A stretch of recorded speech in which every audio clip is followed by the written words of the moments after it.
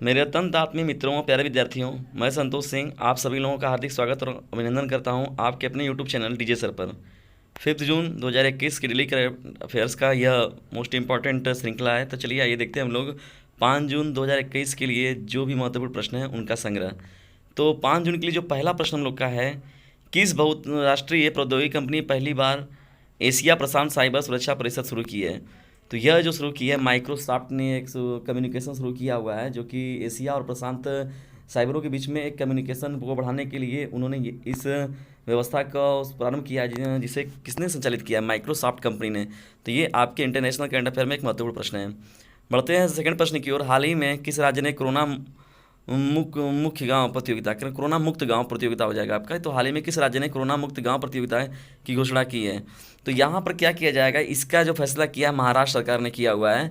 तो मतलब कोरोना के खिलाफ जागरूकता पैदा करने के लिए, मतलब वहाँ के नागरिक जो हैं या वहाँ की जो रहने वाली जनसंख्या है वो कोरोना के प्रति सचेत रहे और उनके प्रति जो अपनी व्यवस्थाएं बना सकती हैं उनके लिए यह पहल चालू की गई है कि कोरोना मुक्त गांव प्रतियोगिता का एक शुभारंभ किया गया, जिसमें कि इस बात का के लिए डिस्कशन किया जाएगा जो गांव मुख्य रूप से कोरोना के महामारी में अच्छे से प्रदर्शन अपना दिखाएगा उसे पुरस्कार स्वरूप दिया जाएगा, धनराशि दी जाएगी, जिसमें कि 50 लाख, 25 लाख और 15 लाख रुपए का ये रखा गया है फर्स्ट, सेकंड और तीसरे रैंक के लिए। तो आप थर्ड रैंक के लिए, तो ये फर्स्ट रैंक पे जो गांव आता है तो उसको 50 लाख रुपए का इनाम दिया जाएगा प्रतियोगिता के रूप में। तो उसमें ये किसके लिए दिया जाएगा? कोरोना मुक्त गांव प्रतियोगिता का शुभारंभ कौन से राज्य ने किया हुआ है?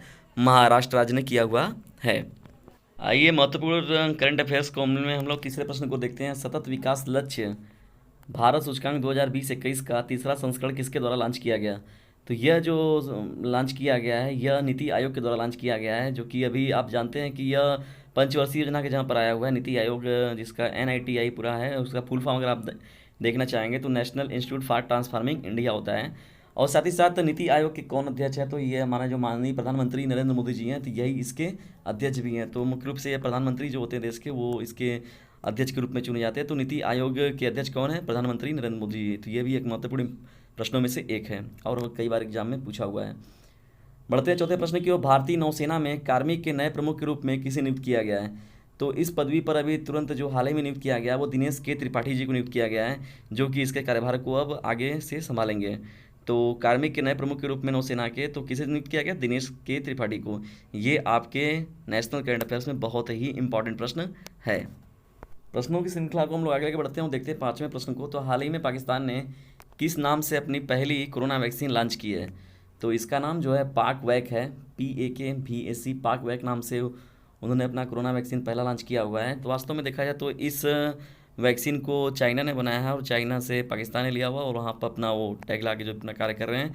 तो मुख्य रूप से ये चाइना ने दवा को बनाया हुआ है, लेकिन पाकिस्तान इसका मतलब अपने यहाँ से निजी ऑफिशियल तौर पर उसने लॉन्च किया हुआ है कि यह पाक वैक नाम से हमारी वैक्सीन है। आगे बढ़ते हैं हम लोग छठवें प्रश्न की ओर। त्रिपुरा के नए मुख्य सचिव कौन बने हैं? तो आलोक कुमार जी को यह पदभार दिया गया है। यानी त्रिपुरा के नए मुख्य सचिव किसको नियुक्त किया गया? आलोक कुमार जी को। यह एक आपका नेशनल करंट अफेयर्स में बहुत ही महत्वपूर्ण प्रश्न है। आगे बढ़ते हैं हम लोग सातवें प्रश्न की ओर। हाल ही में संयुक्त राष्ट्र सतत परिवहन सम्मेलन कहाँ होगा? तो जो ये सतत राष्ट्र सतत परिवहन का सम्मेलन का आयोजन किया जाएगा यह चीन में किया जाएगा, जिसे हम लोग चाइना भी बोलते हैं। और यह जो है यहीं पर किया जाएगा। और साथ ही साथ चीन की जो राजधानी है वो बीजिंग है। और ये एक चीज़ याद रखिएगा। और साथ ही साथ यहाँ की जो करेंसी है वह युआन है। यह भी आपका महत्वपूर्ण प्रश्नों में से एक है। और साथ ही साथ एक चीज़ याद रखिएगा कि जो ये करंट अफेयर में इंटरनेशनल करंट अफेयर में बहुत ही महत्वपूर्ण प्रश्न है। संयुक्त राष्ट्र सतत परिवहन सम्मेलन चाइना में आयोजित होगा। बढ़ते हैं आठवें प्रश्न की ओर। हाल ही में इंटरनेशनल डेयरी फेडरेशन बोर्ड के लिए किसे चुना गया है? तो इंटरनेशनल डेयरी फेडरेशन बोर्ड के जो नए अभी नियुक्ति हुई है उसमें RS सोढ़ी जी को कार्यभार दिया गया है, जो कि अब उनके कार्य को आगे संचालित करने के लिए इन्हें नियुक्त किया गया। तो RS सोढ़ी जी को ही इंटरनेशनल डेयरी फेडरेशन बोर्ड के लिए चुना गया है। महत्वपूर्ण प्रश्नों की श्रृंखला में आगे बढ़ने से पहले यदि वीडियो आपको पसंद आता है तो इसे लाइक कीजिए, शेयर कीजिए और अपने इंपॉर्टेंट टॉपिक्स के टॉपिक्स के बारे में हमें कमेंट बॉक्स में ज़रूर बताते रहें ताकि मैं उन पर वीडियो आपके लिए बना सकूं।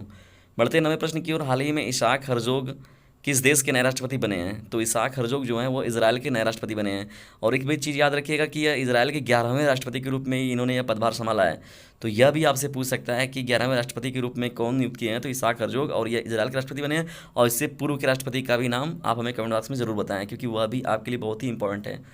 बढ़ते हैं 10वें प्रश्न की ओर। हाल ही में पश्चिम बंगाल के मुख्य सचिव कौन बने हैं? तो अगर आपने देखा कि पश्चिम बंगाल के मुख्य सचिव भी अभी बात किया गया है, तो पश्चिम बंगाल के मुख्य सचिव के बारे में अगर बात किया जाए तो हरिकृष्ण द्विवेदी जी को यह पदभार दिया गया है। तो हाल ही में पश्चिम बंगाल के मुख्य सचिव कौन बने हैं? तो हरिकृष्ण द्विवेदी जी को यह पदभार दिया गया है। बढ़ते हैं हम लोग करंट अफेयर्स में 11वें प्रश्न की ओर। हाल ही में किस राज्य ने उड़ान योजना की शुरुआत की? उड़ान योजना पहले भी आ चुकी है, तो यहाँ पर उड़ान योजना के बारे में बात किया जाए तो यह पंजाब सरकार ने इस योजना को लाया हुआ है। उड़ान योजना के तहत क्या किया जाएगा? आम नागरिक को भी उड़ने का अवसर प्रदान किया जाएगा। तो ये जहाज़ों के थ्रू जो भी चीज़ें हैं, तो उड़ान योजना जो शुरुआत की गई, आपको ये याद रखिएगा, लेटेस्ट न्यूज़ में बहुत इंपॉर्टेंट है, पंजाब राज्य ने उड़ान योजना को शुरू किया हुआ है। बढ़ते हैं 12वें प्रश्न की ओर। हाल ही में किस देश के डॉक्टर पैट्रिक अमोथ WHO के कार्यकारी बोर्ड के अध्यक्ष बने हैं? तो जो ये वर्ल्ड हेल्थ ऑर्गेनाइजेशन होता है, तो इसके कार्यकारी बोर्ड के अध्यक्ष जो बनाए गए हैं वो केन्या के बनाए गए हैं। केन्या के यह हैं डॉक्टर पैट्रिक अमोथ जी। और इससे पहले जो थे हम लोग के यहाँ डॉक्टर हर्षवर्धन जी को यह सब कार्यभार दिया गया था। तो अब हालांकि वो अभी भी रहेंगे सदस्य के रूप में WHO के कार्यकारी बोर्ड में वो शामिल रहेंगे, लेकिन जो उनके अध्यक्ष पद का संभाल, क्योंकि यह जो बनाया जाता है WHO के कार्यकारी बोर्ड के अध्यक्ष के रूप में जो नियुक्ति होती है प्रत्येक वर्ष के 1 वर्ष के लिए होती है, तो 1 वर्ष उनका समाप्त हो चुका था, तो उनकी जगह पर अब जो कार्यभार संभालेंगे वो डॉक्टर पैट्रिक अमोथ जी संभालेंगे। साथ ही साथ आप लोग एक प्रश्न ये भी याद रखिएगा कि जो ये केन्या है, केन्या की राजधानी जो है वो नैरोबी है। तो ये याद रखिएगा कि केन्या की राजधानी के रूप में भी यह महत्वपूर्ण प्रश्न है। यदि वीडियो आपको पसंद आता है तो इसे लाइक कीजिए, शेयर कीजिए और चैनल पर है तो सब्सक्राइब करना बिल्कुल भी ना भूलिएगा। Thanks for watching this video.